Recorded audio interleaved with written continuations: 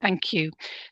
During today's webinar, we will hear from Dr. Rhys ap Gwilym, Senior Lecturer in Economics at Bangor University, Leo Robinson, Welsh Government Economist, and Anisha Sepanen from Discovery Economics.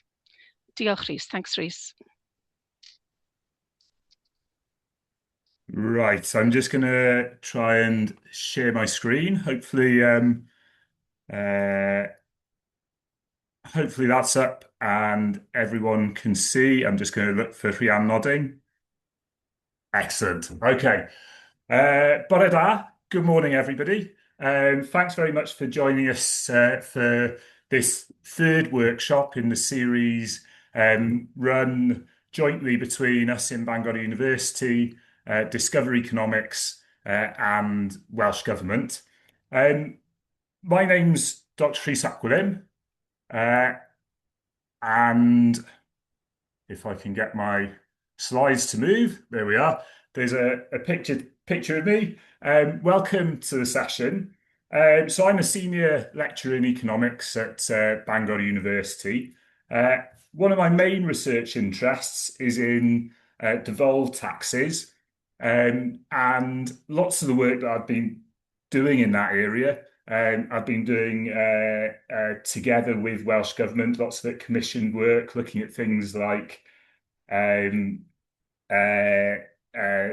reforming council tax, business rates, looking at potential future devolution of further income tax powers, and I've done a fair bit of work on the tourist tax as well, which is newly legislated and going to be introduced in Cardiff from April of next year. But today, our focus is going to have a different geographical scope. So we are going to be looking at taxes. We're going to look at a particular type of tax, which is the tariff on international trade.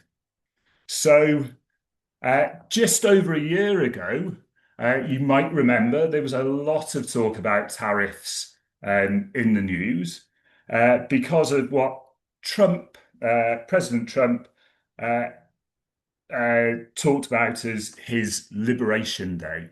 So let's just start off just with a few words from Donald Trump, and then a little bit of analysis from the BBC on what he was announcing on that day back in early April 2025. Liberation Day. Donald Trump has just announced the new tariff rates that will be charged on goods coming into America. It says other countries have been taking advantage of the US for decades and it's time to redress the balance. British exports into the US will be charged at the lowest rate, 10%. For goods coming in from the EU, it will be higher at 20%. Other countries face even higher rates, 34% for China, 49% for Cambodia. President Trump says this is about America declaring its economic independence. This will have a huge impact on the worldwide economy. It could start a global trade war. Okay, so Donald Trump actually introduced quite a few tariffs during his first term between 2016 and 2020. But in his second term, since he regained the presidency at the start of 2024, he's re-emphasized this policy and has made a real effort to increase tariff rates charged by the US on imported goods. So let's start off by summarizing some of his arguments in favor of tariffs. His argument was that for a long period, the use of tariffs has been relatively muted, not widely used, particularly by the United States. And he argued that they'd been used effectively in the past and that he wanted to see a return to the use of tariffs for a number of reasons. He argued that they'll help to protect American jobs, to revive domestic manufacturing in the United States, to punish unfair trading partners. So in particular, he's talked a lot about China and how the international trading settlement as it stands favors China and punishes the United States. He talks about wanting to reduce the US reliance on foreign countries, and as an added bonus, that tariffs would raise some money for the federal government in the US. So these arguments in themselves are internally consistent, but what we're going to try and do today is to weigh these benefits that Trump talks about against some of the potential costs that he doesn't seem to talk about quite as much. Now, those costs and benefits are not equally distributed. So again, as the title of today's session suggests, we're going to ask the question of who wins and who loses. So who is it that gains from the benefits that we can identify, and who is it that bears the costs of tariffs when they are introduced? So there's a bit of an explanation of where we're going today and what's motivating our discussion today. Just an overview. Today's going to be an interactive workshop, so I am going to ask you to engage with me via Padlet. So on our next slide, I'm going to share a QR code. Anisha, I hope, is going to add a link to the Padlet into the session's chat as well. So there we are. I can see it going in now. So if you can click on that link, or when I show the QR code on the next slide, please have a scan of that. So I'm going to try and keep it as interactive as I can, given that we're not all in the same room. What are we going to discuss? Well, we're going to talk firstly about what are tariffs, and how they impact upon prices, and via prices, how they affect individual firms and consumers. Tariffs are a tax on international trade effectively. So we're going to ask, well, why do countries trade? What are the advantages of trade? And in order to answer that, we're going to have to talk about the concept of comparative advantage and specialization in production. Now, tariffs don't just affect individuals, but they also have macroeconomic effects. So we will talk a little bit about growth, inflation, and how the introduction of tariffs can lead to trade wars or to reactions from other countries.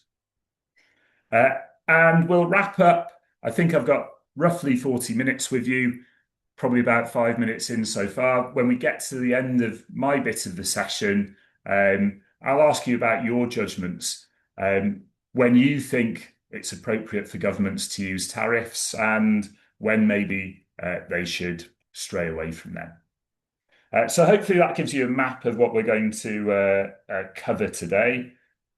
As I said, I'm going to try and make it interactive by using a Padlet board. So here's the QR code. Please have a scan of that QR code. I'll leave it there for about 10 seconds for you to do that. Or, as I said, the link is in the webinar chat. So please have a click on that. I'm assuming that by now you've all had an opportunity to scan the QR code. So I'm going to change screen if I can find one.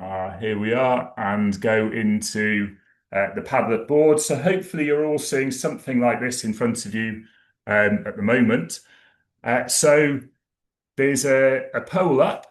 So the question is, do tariffs make a country stronger or weaker?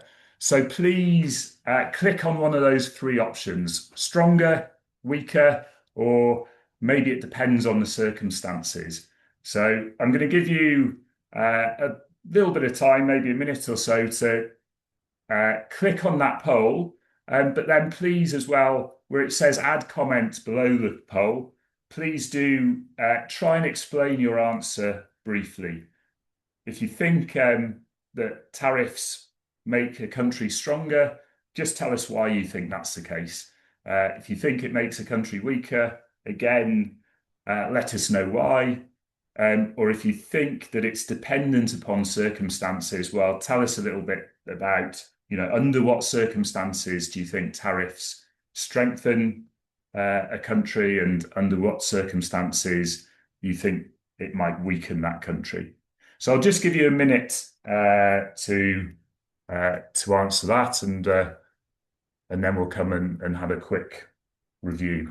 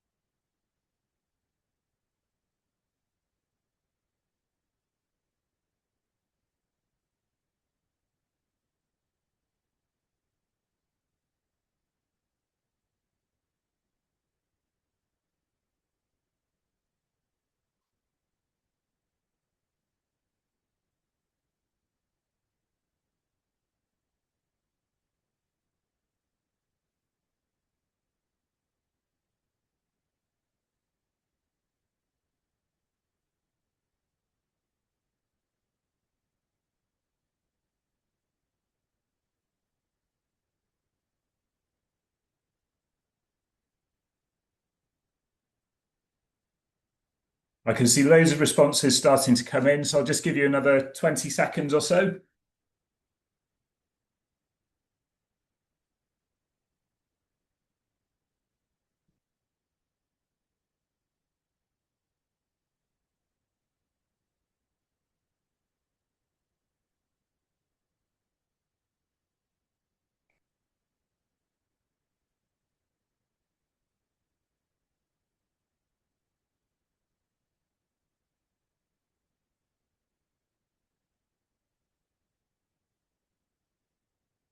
Okay, great. So I'm going to click on the show results button there.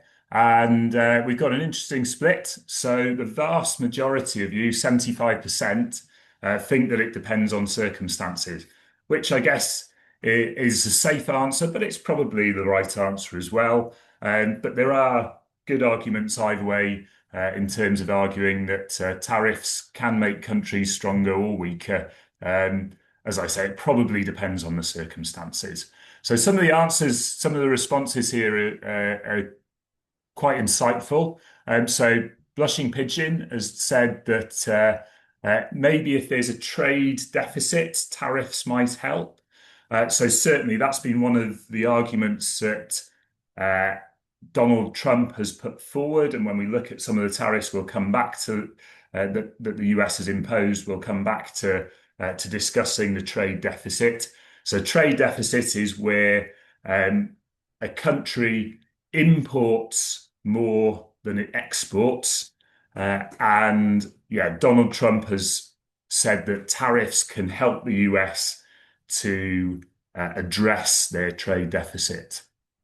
I'm not going to go through every question here, but yeah, every answer, but some good answers here again about, potentially if other countries are treating us unfairly with particular trade practices. So if they're putting up tariffs, maybe we can respond by putting up tariffs on goods that are being imported from them. Interesting that Greeley Cricket here talks about short term. So again, we'll come back to discussing, whether, the time dimension. Maybe if we have tariffs for a short period, that's different to having them for a longer period.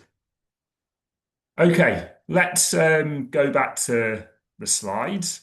Thanks for your answers on that. We'll come back to the Padlet again pretty shortly. So first of all, what is a tariff? So I've got a picture on the right-hand side here of one of those boards that Donald Trump held up on Liberation Day. So there were 6 different boards like this one, each listing, well, in total over 100 different territories around the world.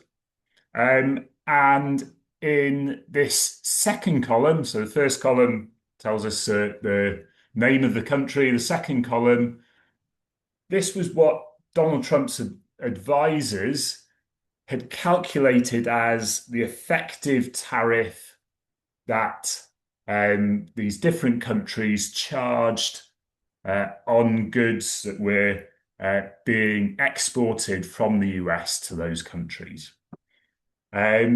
So they argued that China had an effective tariff rate on US goods of 67%. And Donald Trump's policy was that they would implement a minimum tariff of 10%. So if you look down to Brazil, Chile, or the UK, you can see that the reciprocal tariff being imposed by Donald Trump was 10%. But for those countries that had a figure above 10% in this middle column, he was going to respond with a tariff of half of that amount. So in the case of China, they'd calculated this 67% effective tariff on goods going from the US to China. So they were going to respond by halving that, 34%, having a 34% tariff on goods exported from China into the US. A couple of things on this board that Donald Trump held up. The first is that that second column is headed Tariffs Charged to the USA. Well, let's just have a quick reminder of what a tariff is, because these aren't charged to the USA. When China imposes a tariff on goods that are imported into China from the US, it has no way of making the US exporter pay any tax. What the tariff is it's a tax on the importation of goods. So the company that's based in China that's importing those goods from the US, they're the ones who are actually handing over cash to the Chinese government. It's not anybody in the US. So, that might be a nuance, a detail, but I think it's an important detail. So these tariffs aren't being charged on the US, they're being charged on the importation of US goods into other countries. The second thing to note is that when Donald Trump held up these boards, most economists were scratching their heads, trying to work out where these numbers came from. Nobody recognized this effective tariff rate of 67% charged by China. China does impose tariffs on lots of goods imported from the US. The rate of that tariff varies depending upon the nature of those goods. But on average, that tariff rate is way below 67%. And it took around 24 hours, I think, before economists started sharing messages saying that somebody had worked out where these numbers in the first column had come from. And essentially what they were They were a measure of the US trade deficit in goods with each of these countries. So again, coming back to Blushing Pigeon's response in the Padlet, clearly Donald Trump's advisors were interested in not the level of tariffs that were being charged by other countries, but in what the trade deficit was for the US with these various different countries. And you can see in the heading here that they've said these aren't just tariffs, they're including what they term currency manipulation and non-tariff barriers to trade. So how these were calculated was, a little bit questionable, but yeah, we'll leave that there for now. So again, what is a tariff? A tariff is a tax on imported goods. So the importer of goods from abroad pays that tariff. Generally, those firms won't, in order to be able to pay that tariff, in order to be able to pay that tax, they're going to have to put up their prices. So effectively, a tariff pushes up the price of imported goods, tends to be goods. Sometimes we have tariffs on services, but it tends to be on goods. And that increase in the price of imported goods tends to push up prices across the economy, because inputs are often inputs into other productive processes. So a firm might be importing steel in order to use it to produce cars or fridges or whatever it might be. And if the prices of those imported goods, of that imported steel, is going up, that's going to drive an increase in domestic prices in general. So who pays a tariff? Well, in terms of who hands over the cash, the answer is pretty straightforward. It's importing firms. But as economists, what we really want to know when we talk about who pays the tariff is, who is it that bears the burden of that tariff? And often, a lot of that tariff is being passed on to consumers, but also to firms that use imported goods in their productive processes. So tariffs are raising prices. We can say that to an extent that's the intention of them. They're trying to raise the relative price of imported goods relative to domestic goods in order to try and protect in some way the domestic sector.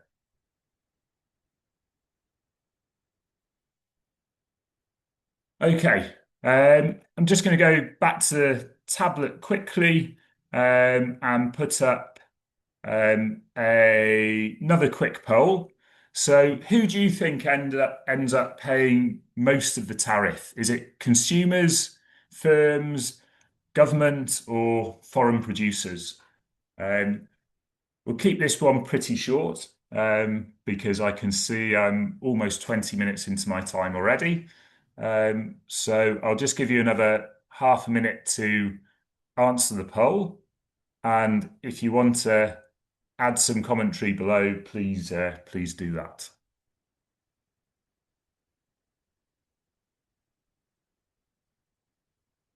Poll isn't showing for me, Reese.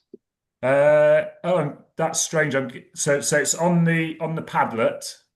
Okay, fine.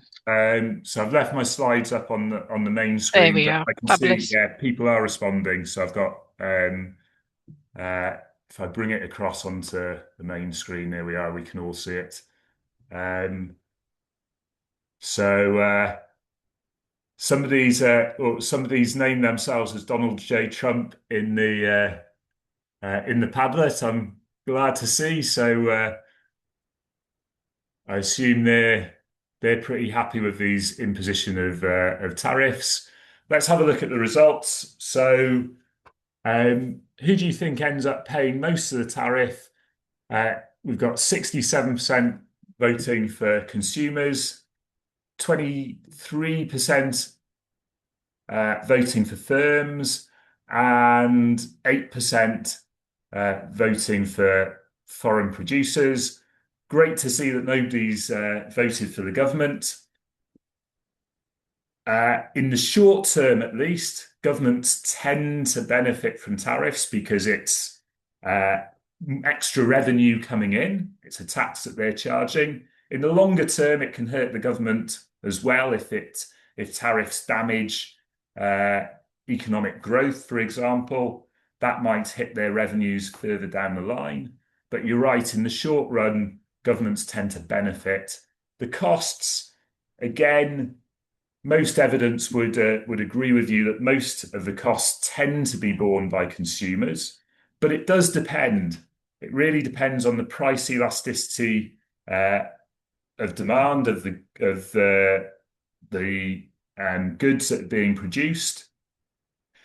If a good is highly price inelastic, what does that mean? If you can remember back to workshop 1, it means that when prices change, the demand doesn't change much because it's something that consumers really need. So if we have tariffs imposed on goods that are a necessity, then consumers will definitely be the ones who end up paying most for that tariff. The quantity that's traded is not going to fall much, and consumers are just going to end up paying all of the tariff. On the other hand, if we have a good that is highly price elastic, firms don't really have an opportunity to push up the price of the good much. And so if I'm an importing firm, I'm just going to import less. So it will hurt foreign producers. And to the extent that I continue to import, I'm going to have to pay that tariff, and I'm not going to be able to pass much of it on to my consumers, because if I try to do that, they're just not going to buy the good. So for price elastic goods, it's going to be firms and so the importing firm and the foreign producer who are going to be bearing most of the cost of that tariff. Okay. Let's just go back to asking ourselves, so why is it that countries trade with each other in the first place? And why don't we just, produce everything that we need within our own countries and consume stuff that's produced within our own countries? The answer to that is that countries tend to specialize because that allows them to produce at lower cost and to lower prices across the economy in general. And it also can help to raise choice. Imagine if we could only buy cars that were produced in the UK. Well, we wouldn't have much choice. We'd have to be driving around Vauxhalls that are made in Ellesmere Port, or Hondas that are made up on Tyneside. But lots of us would prefer to be driving BMWs or Volkswagens that aren't produced in the UK. So trade allows for an increase in choice for consumers, but it also, through comparative advantage, allows prices to be lower than they would be otherwise. So I'm going to distinguish between absolute advantage and comparative advantage. Absolute advantage means that a country can produce a good using fewer resources. So they might have some technology that gives them an advantage that no other country in the world, elsewhere in the world, has. Um, but the reality is that most countries that have an absolute advantage in producing one good tend to have an absolute advantage in producing most goods because they're generally more technologically advanced. So more developed countries have absolute advantage over less developed countries in almost all forms of production. But we don't need absolute advantage in order to benefit from trade. All we need is comparative advantage. Comparative advantage means that we have an advantage not in terms of you know, how much input we need in order to produce a good, but it's about how much of the other goods that we produce we have to give up in order to produce that first good. So it comes back to this idea of opportunity cost that if you're studying A-level economics, I'm sure you've talked about plenty in the past. So comparative advantage measures the opportunity cost of production. And when it comes to that opportunity cost framing, it's impossible for one country to have a lower opportunity cost in the production of all goods. So every country has a comparative advantage in producing something. There are lots of sources of comparative advantage shown in the diagram in this slide. I'm not going to go through them now because I know I'm running out of time. But the message that I want to get across is that comparative advantage means that trade can benefit everybody, because if every country specializes in producing the goods that it has a comparative advantage in producing, that means we can end up with a higher output overall. And if we have higher output, that means generally lower prices and higher living standards for potentially everybody. Obviously, it depends on how that output is distributed, and we'll come back to that in a minute. I'm going to skip through this next slide because it's quite technically involved, and I realise I've not got the time to go through it, but you can have a look at that in the slides at your own time if you like. But for now, let's go back to the Padlet and give you a chance to just vote on this next question. So a country should never import goods it can produce itself. Is this opinion well-founded or not? Have a quick vote on that.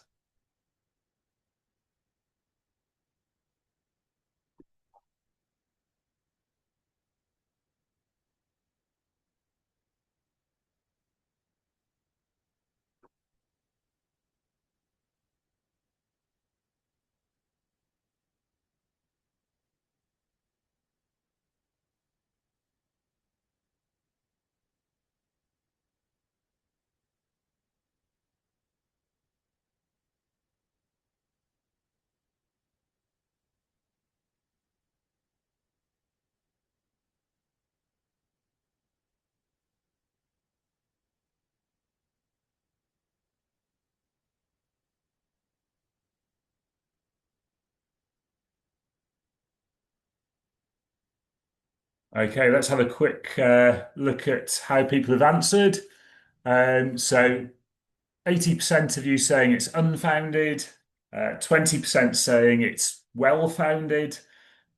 So in some of the comments, yeah, it's more, obviously this opinion is one that we might term as nationalistic. Somebody's given themselves a Reform UK tag there and argue it would be an excellent decision to never import goods that we can produce ourselves.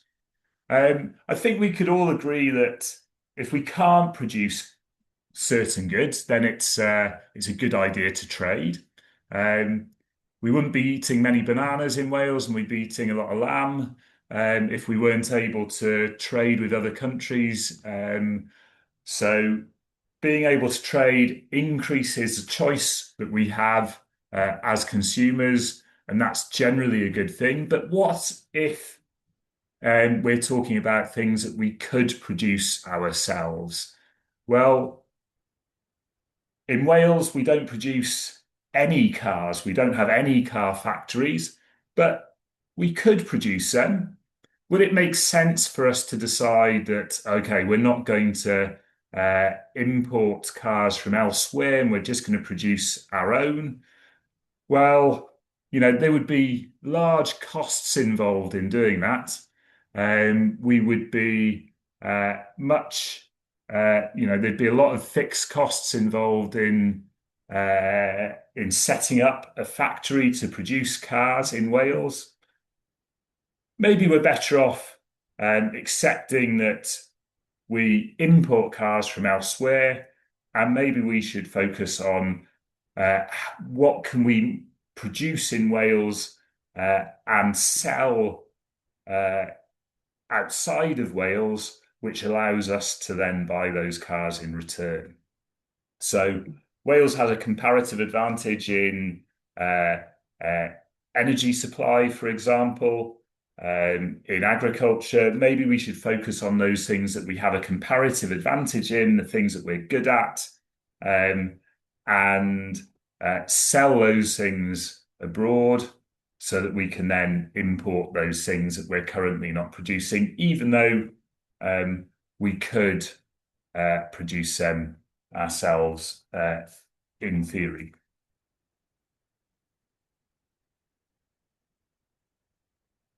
Okay, let's go back to the slides. I'm just looking at the time. I've got about another 5 minutes, I think.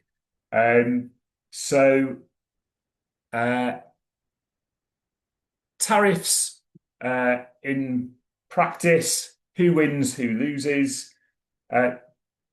Tariffs are a form of protection. There's no doubt about that. When we introduce tariffs, it makes the importation of foreign goods more expensive. That protects local producers, local industry. Domestic firms face less competition. So that is a benefit to those protected domestic producers. If you look on the right-hand side here, here is the share price for the New Corporation, which is a US domestic steel producer. And you can see that since Liberation Day, their share price has gone up quite a lot. And generally, domestic steel producers in the US have benefited from having Trump in office and putting tariffs on imported steel. The workers in those industries generally benefit from that protection as well. And of course, the government is earning some tax revenues. The losers, as we've already alluded to, increased tariffs are going to push up prices, and they're also going to reduce choice in general for consumers. Importing firms are also going to lose out. So whilst steel producers have done well in the United States, car manufacturers, for example, who've seen the price of one of their key inputs, steel, go up, haven't fared quite as well. And lots of the arguments that you'll see from those who don't favour tariffs is that while the winners tend to be more concentrated, the losers tend to be more diverse, more spread, and therefore less able to organise politically. They're less visible politically. So if all consumers are losing out a little bit, but there are a few big winners in the steel industry, well, the steel lobby is going to be pushing for those tariffs in a way that, and using their political influence in a way that consumers more broadly are not able to do.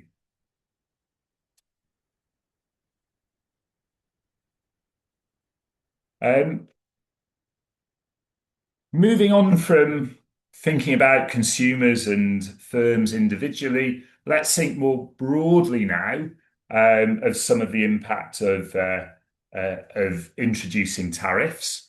One of the things that we did see when Trump announced his Liberation Day tariffs was a reaction from other countries. So this graph shows us the effective tax tariff rates imposed by the US on Chinese goods. So this solid blue line.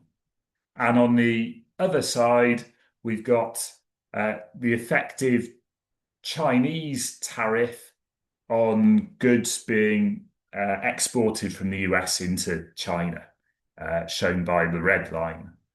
So back in January 2025, those pretty much coincided.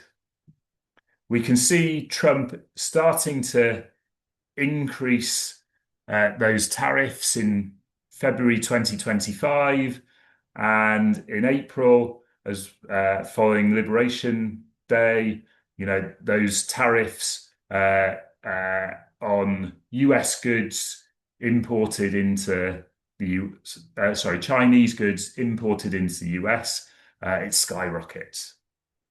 And how does the Chinese government respond?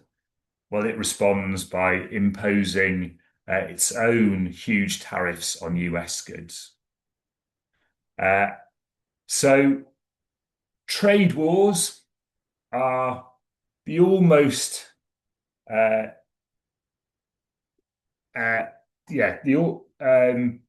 the almost certain consequence of increased tariffs. And one of the biggest costs here is actually in terms of uncertainty. When one country imposes tariffs, another country is likely to follow suit. But the question is, how will they then interact going forward? So we can see with hindsight that following Liberation Day, and then China's reaction to Liberation Day, actually we had a relatively quick amelioration. Trump reduced that tariff rate pretty quickly, and China followed suit.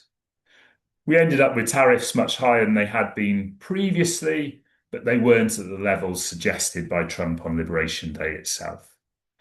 But there's clear uncertainty.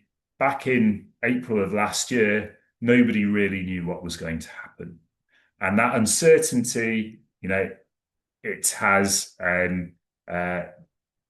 negative effects on the macroeconomy as a whole. I'm pretty much out of time. I was going to say a few things about non-trade barriers. Certainly in the light of what's happening in the Middle East at present, and the blockage of the Strait of Hormuz, the impact of that on international trade has been not quite unprecedented, but has been huge. So trade, non-tariff barriers to trade are also important for us to think about. But let's just go to my final sort of summary slide. What we can see over the past half a century is that countries in general have reduced their tariff rates across all products. We can see this spike in the US during Trump's first term. This data series actually finishes in 2022, so we don't see Trump's second term, where we'd end up with a bigger spike in 2025. But in general, governments across the world have been reducing tariffs over the last half century. That doesn't mean it was the right thing to do in all circumstances. There are good arguments in favor of tariffs in terms of protection of infant industries, in terms of national security. But often, it's political pressure that drives the imposition of tariffs. And we need to be aware that tariffs, lead to higher prices, retaliation, and long-term inefficiency. Right, I'm going to finish there because I'm out of time. But if you want to add any questions into the Q&A or add something on the Padlet, please feel free to do so. I'm going to stop there though, and I'm going to hand over to Leo, who is an economist at Welsh Government, who's going to talk to you a bit about the work that he does. Okay, thanks for joining me today. Thanks, Rhys. A really interesting session and lots of good stuff in there. Hello, everybody. I'm Leo, as Rhys said. I'll talk you through some of the work that I do, how I got here, and then a little bit about my future. So, as Rhys said, I'm an economist at Welsh Government. I'm in the climate change division. So my main work is to find the best way to reduce CO2 emissions in Wales and get the most value for money in that path to try and help Wales meet its emissions targets. My economics interest originated when I was choosing my A-levels. I was sort of reading around subject options, looking at different materials, what I like the look of. And I found a couple books on economics. So one of them was called Free Economics, and another one, Predictably Irrational. Some of you might have heard of them. They're still on my bookshelf at home, I think. And I just liked how they explained the choices that people made in a way that just made sense. And it also showed just how applicable economics was. It was like everything could be explained by economics in one way or another, or was related to economics. So that really kickstarted my love for economics. And then I chose it as an A-level. I did that obviously in my sixth form years, and then decided I hadn't had enough and wanted to do an economics degree. So I did my degree at Bristol University. And the thing that I liked about that was that you could, because it was so applicable, you could choose such a wide array of options for what you wanted to learn about specifically. So I did modules on behavioral economics, game theory, statistics, or econometrics as we call it. And I even did a module on trade economics, focusing a lot on tariffs. And I did that just last year. So one of the projects I did was looking at these tariffs that Donald Trump had imposed, which was super interesting and definitely a crazy time in trade economics. So I finished my degree last year, and then it was time to find a job. I didn't have a job lined up when I graduated, I hadn't done a placement year or an internship, despite my attempts at getting one, and I hadn't done a gap year or whatever. So I wasn't really sure what I wanted to do. Well, I wasn't really sure what I was going to do, but I knew that I wanted to do an economics-related job. And even though I didn't have the experience, I thought that my skills from my education would prove my value to the role. So I applied to the Assistant Economist Graduate Scheme in the Government Economics Service, sort of towards the end of my final year at university. And I found that the application process drew on a lot of my degree and A-level teachings, which was a bit different to some of the other jobs I applied to. It's like the assistant economist job was economics instead of sort of management or consulting, which I didn't like quite as much. So soon after I graduated, I got offered a place, and I got offered a role in Cardiff at the Welsh Government. So I moved from the southeast of England, sort of near Brighton, to Cardiff for the job that I'm at now, in November last year, which is a thing that they offer. So when you apply, you can apply to, you can pick a location where you want to go, which is really good for someone like me because I can choose to go to a different city, which is what I wanted to do. But also, if you wanted to stay in the same place, you can also say, I'd like to live, or I'd like to work where you live now and then stay where you are. So the job that I'm doing, again, it's within the economics team in the climate change division. So looking at different options for the Welsh Government to decarbonise, what's the most cost effective, who's it going to impact, how much is it going to impact, looking at different time periods of impact. So because climate change is a very long-term issue that's going far into the future, we have to look at not just what's going to happen in the next 5 years, but how much is going to save people in 50 years' time or even 75 years' time. It draws on a lot of the skills I learned during my degree and during A-levels. And also, a nice thing about working in government is that you have a real tangible link between what the work you do and the impact that it has on people's lives.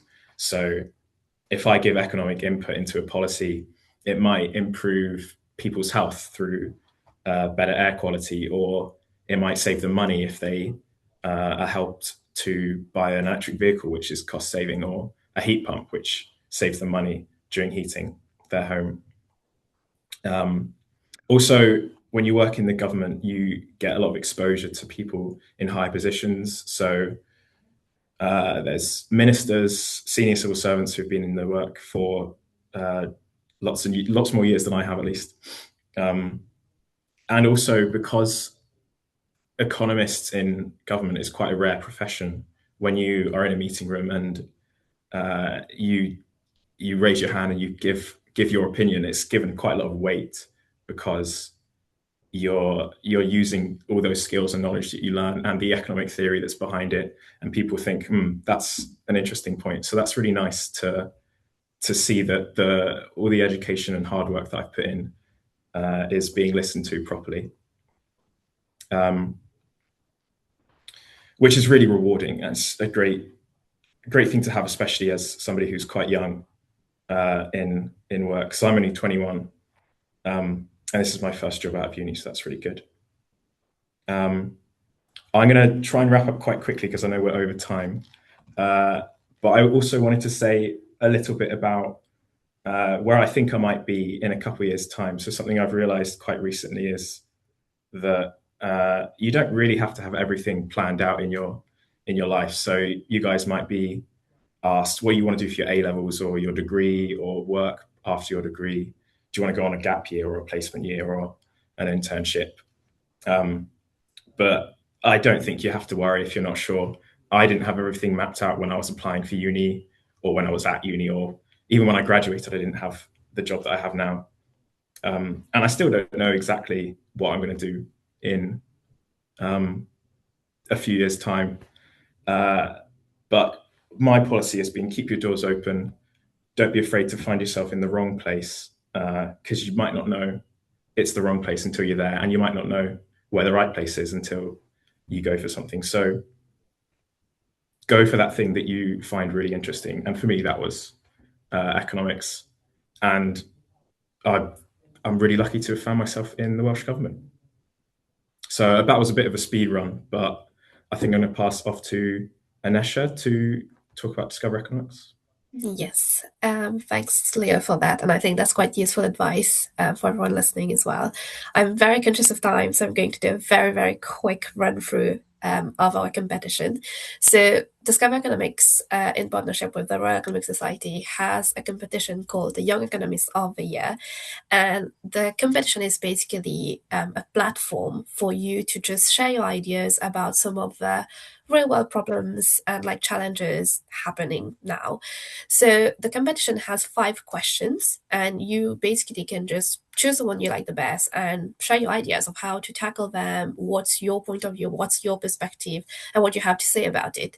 So it is targeted to year 10 to year 13, and it caters a variety of subjects, and you can enter in different formats. You can enter as a blog, as a podcast, as a video. It's really your time to just like be creative with it and have fun with it.